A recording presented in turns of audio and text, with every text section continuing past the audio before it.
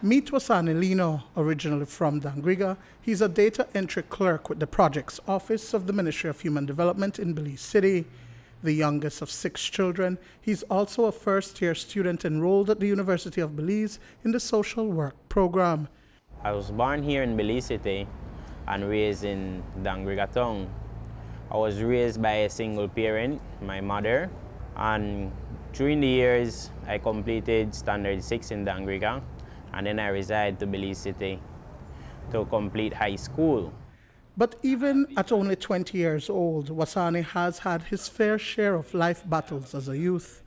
At the tender age of 14, he dropped out of first form at Lizaraga High School when he picked up his first charge for wounding another student during a fight. Coming into a new environment here in Belize City from Dangriga to Belize City was a drastic change for me. I had to learn to adapt the Belize City ways because I was pressured by my peers. The pressure was so heavy that I just had to follow, so I became a follower. I came across a fight because of this guy. He was teased, and because I am the youngest, he tried to bully on me, and so I had to defend myself. And at that time I was the class president, but then I had to defend myself, and so that led me to a suspension, and I lose my president badge. And so motivation, I dropped motivation, I got demotivated, and I started to act like everybody else. And so that led me to be rebellious, and being rebellious led me to an expulsion. I got in another fight with the same guy, which allowed me to cross the law, and the school policy was if you ever receive a charge, then you're no longer a member of the school. You were charged for? I was charged for harm. Wasani, like many other Belize City youth, got caught up in the juvenile justice system and was sent to the Princess Royal Youth Hostel. They've either been at risk for committing offenses, have committed criminal or status offenses like uncontrollable behavior.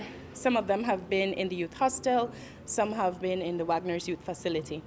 And so it's often very difficult when a young person becomes involved in the juvenile justice system. Quite often they're kicked out of school even before they're actually convicted. They end up with a criminal record, and that has its own stigma. And it's very hard for them to get back into school or find a job. For Wasani, however, it was a life-changing experience that triggered him to reform after spending 4 months as a resident minor at the facility. He was exposed to unaccompanied minors, persons with mental health conditions, and others who society may define as hardened criminals. The court system assigned me to a social worker, and I ended up in the CRD system. Later on that said year, when I got expelled, I got into another fight, which led me to being incarcerated. At first, I was remanded from August 17th to September 25th. But unfortunately, no fund came for me to come down for the court. And that repeated itself for 4 months. At first, I lose hope. Didn't know what I want to do, what would be my next move, how will that position affect me later on. But even as he reflected and tried to reform his life, he was faced with obstacles. His applications to several high schools were turned down. At age 17, Wasani was still recognized as a child and had a right to an education. But there are gaps in the law as it currently stands because education is mandatory up to 14 and not 18. The law also allows for children at age 14 to be employed, and a recent statistic shows that 7 in every 10 children who are working do not go to school, and 68% of working children are doing child labor. So if people want to have a nightlife in the Farmers Road and Belama area. But since 2015, a safety net of sorts was put in place by the Ministry of Education for young persons like Wasani who need support. Gateway is an extensive arm of the Ministry of Education and Education Support Services. So we fall directly under that unit, which, as it says, provides support services to youths who are in school and out of school. We also provide support to families.